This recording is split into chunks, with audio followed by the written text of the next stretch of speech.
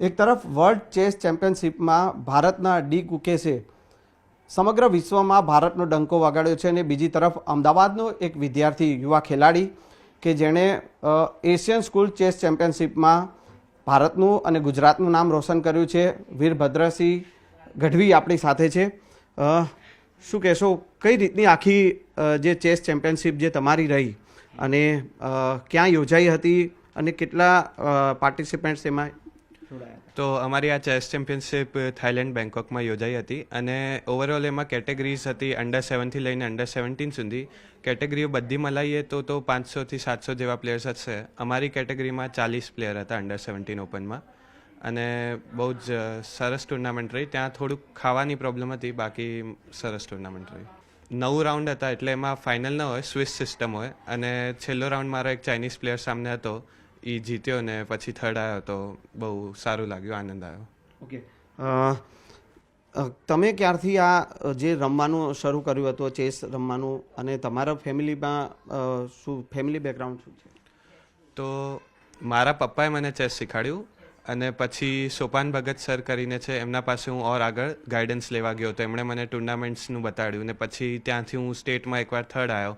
પછી GSCA Gujarat state chess એસોસિએશને મને બહુ સપોર્ટ કર્યો છે અને બસ એમની સપોર્ટ ને એમની જે કોચિંગ આપે છે એનાથી હું આગળ વધ્યો. ઓકે, હવે આગળનો ગોલ શું છે તમારો? શું કરવું છે આગળ મને GM બનવું છે અને પછી એક ફોરેન યુનિવર્સિટીમાં જઈને કાં તો એન્ટરપ્રેનર બનવું છે. ઓકે, જે પ્રકારનું આ જે સ્કૂલ જે એશિયન સ્કૂલ ચેસ ચેમ્પિયનશિપ તમે જીતીને આવ્યા છો, પરિવારમાં કેટલી ખુશી, કેવો માહોલ? પરિવારમાં ઘણી ખુશીનો માહોલ હતો. હું ગયો થાઈલેન્ડ એકલો જ ગયો હતો, પાછો આવ્યો તો આખો પરિવાર મારી રાહ જોતો હતો આનંદ બનાવવા માટે, ખુશી બનાવવા માટે.